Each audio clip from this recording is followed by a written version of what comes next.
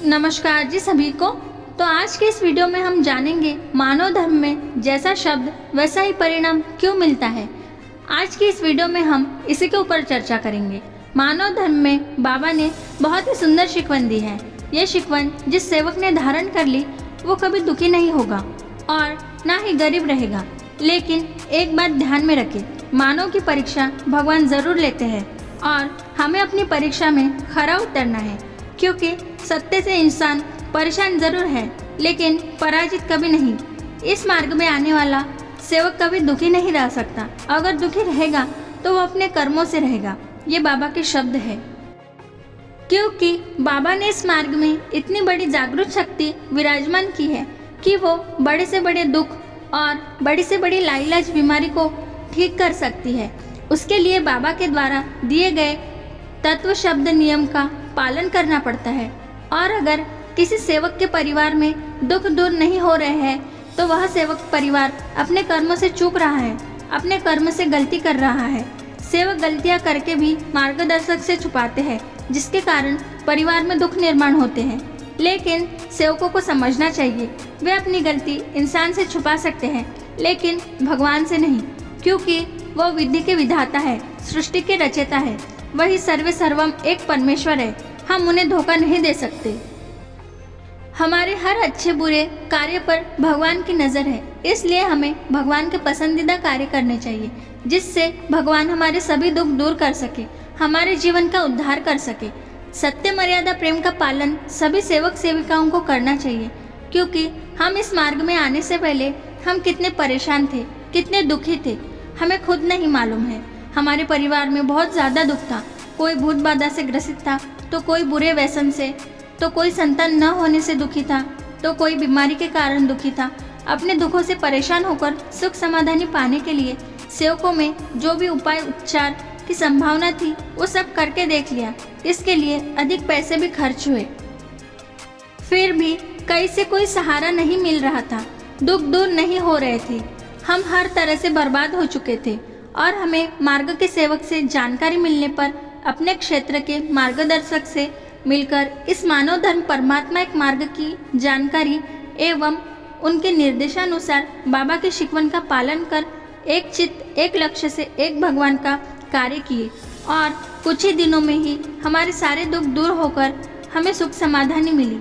ऐसा सभी सेवकों का अपना अपना अनुभव है, जो इस मार्ग में उपस्थित दैवी शक्ति की कृपा से और महान त्यागी बाबा जुमदेव जी के पुण्य कर्मों के कारण हमें प्राप्त हुई।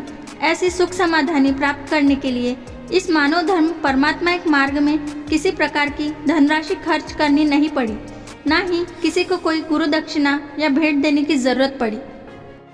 ये चैतन्यमय जागृत कृपा हमें निस्वार्थ निष्काम भाव से बाबा के दिए तत्व शब्द नियम अनुसार कार्य करने से प्राप्त हुई है। इस मार्ग में आने के बाद न केवल हमारे शारीरिक मानसिक दुख दूर हुए, बल्कि हमारी आर्थिक परिस्थिति में भी सुधार होकर हमारी गृहस्थी ऊपर आने लगी।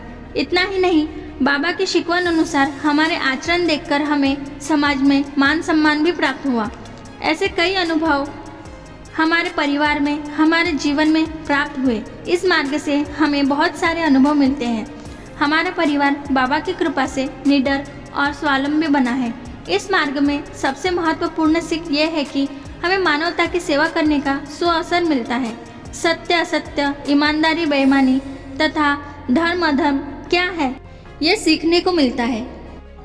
इसलिए हमें बाबा की शिकवन पर चलना अति आवश्यक है।